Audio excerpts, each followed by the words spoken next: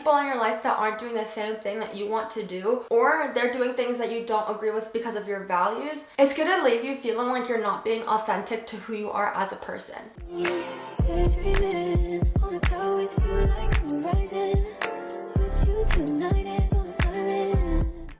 Hey guys, it's LT What to Do because I'm back with another video, and today's another segment of Spilling the Tea for the Girlies. So on this segment, we're going to be talking about how to know you're on the right path in life. This came up for me because I'm in my early 20s and I'm about to be in my mid-20s. Actually, am I mid-20s? I know. I'm 24, I'm about to turn 25 literally next month. And right now, life is just not where I thought it would be. I know you guys have seen it on your own social medias, but I really feel like this year, everybody either got engaged or was pregnant or had a baby. Like, those were the three things that was happening this year. And if I reflect on my life, I would have thought that maybe I would have been engaged at 25. Like, I'm not 25 yet, so maybe in a month. But literally when I was younger, I would have thought that I would be engaged at 25. Like, mainly the idea of being engaged, being pregnant, or having a baby doesn't seem that far off from my age. It really is common to be doing in this age group. So I had a moment of self-reflection because I was just like, is this the right path for me? Like, being a 9-to-5 corporate girly, like, is that what I wanted right now in my life? And the answer is yes. So in this video, I'm going to be outlining the 6 steps that help me reassure myself that I'm on the right path in life. And if you're not sure if you're on the right path, or if you know that you're not, this video will definitely help you figure that out. So when I was looking into what is my purpose, I came across a definition. Two psychologists, purpose is an abiding intention to achieve a long-term goal that is both personally meaningful and makes a positive mark on the world. So in summary, your purpose adds value to your life and or to the world. So the first step to see if you fulfill your purpose is its alignment with your values. So your dreams or your aspirations should always align with your core values. Say for me, with my religion, I know that if I pursue something in life, it has to be abiding by my religious values, or I'm not going to feel a sense of fulfillment through it. And mostly you would want this to be positive, uplifting energy. Some of these rappers don't always give that energy in their music, and I know you guys know Mr. Youngboy.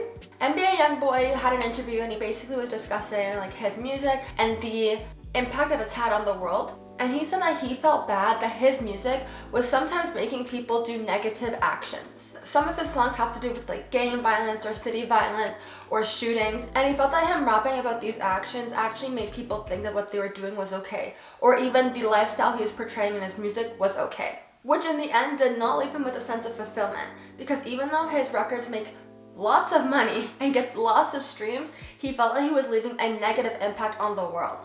Shifting from entertainers, even in the sense of people that work a 9-to-5, there's a lot of corporate culture and corporate jobs that just don't align with your values and how you would want to elevate your career. I know there's a lot of politics within these environments, so you want to make sure. Like, I know that I need to be working for a corporation that takes community involvement seriously. Like, the days that I get to go to work and volunteer is so fulfilling to me, and I'm just so thankful that I have an employer that does that. But overall, whatever your purpose is, even if we're talking about sports, hobbies, you need to make sure that those are aligning with your values in order to get your sense of fulfillment from it. So the second way that we know we're on the right path in our life is, of course, personal growth. With personal growth, you're always going to be learning and growing. And if you don't do these two things, you can feel very stagnant in your life, which doesn't give you fulfillment. I think it can be hard for people to obtain personal growth because they know that these challenges will come into play, but we should not be afraid of challenges being faced with us in life. I remember in my last job, I got to a point where I was really unhappy because I truly felt like I had no challenges in that position anymore. And that is bad because of the fact that you will feel stagnant and you won't feel like anything is giving you the chance to learn more or get you new skills to grow. And in a world where everything is constantly changing, you need to be able to evolve with the times. So if any position or whatever you're doing in life does not give you that opportunity to expand, you're going to start to feel like this isn't the path for you. So in my case, when I felt like I was hitting a point where I couldn't learn anymore, there was nothing for me to grow in the position that I was in, I knew I had to apply elsewhere.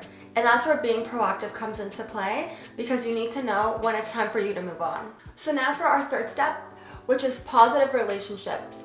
If this year has taught me anything, it's how important having positive, meaningful relationships are in your life in order to feel like you are the person that you want to be. Coming from a previous people pleaser, I now know when to draw the line with people and what I will take and what I won't take. And this is so important to make sure that you're fulfilling the life for yourself that you want and the characteristics that you want yourself to build on. And because of this, in me finding my purpose, I also found my circle. By me changing my career path and being in a new environment that I actually thrive and have the opportunity to meet people that are like-minded, I feel like I'm meeting new people that coincide with what I'm trying to do in my life.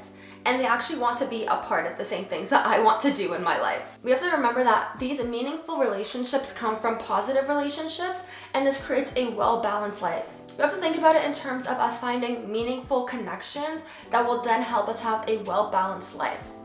If you have people in your life that aren't doing the same thing that you want to do, or they're doing things that you don't agree with because of your values, it's gonna leave you feeling like you're not being authentic to who you are as a person. I found myself being in situations where I hear people do precarious things, and there's nothing that you can really say about that, and you kind of just hope that they don't bring it up to you, and you shouldn't have that feeling when you're in these friendships or these relationships. But I also preach that you need to take people for who they are, and you shouldn't try to change them. So if something is happening that you don't agree with them on, you need to address it. But if that is who these people are, that is who these people are, and it takes you making that change in order to find purpose for your friendships that you have in your life. And sometimes those friendships just have to go. Why? Because there's no purpose for it. Which brings us to step 4, which is inner peace. With finding your new friendships, your purpose, your values, this will help you find peace in your life. And you know that you're on the right path when you can sit back and reflect and think, yes, this is what I want my life to look like, or I'm getting to where I want my life to look like. Why? Because you experience a sense of contentment. Right now, I know that I've made so much changes in my life in the past year, and I wanted that to happen by year end because I didn't want to take the negative vibes that I had from my previous job, previous relationships into the new year. And I feel like now I can enter the new year feeling like I'm a new person. But also, all the negativity that I let go of has made me become calm, and I feel emotionally stable. Previously, those situations did not give me purpose, which in result did not give me stability. You'll feel inner peace when you take control of your life and you know that you're positioning yourself in a spot where if something does not agree with what you're wanting to do, you just remove it. And that gives you your peace of mind. And that's how it should be. Hence why step 5 is reflecting on your physical and mental well-being. As I previously stated in one of my videos, I started therapy, and this has helped me to reflect on my life with a person that's unbiased. And I wanted to do this in order to prioritize my mental health. I think so far the only thing I've really had to cope with all the changes in my life is just going to the gym.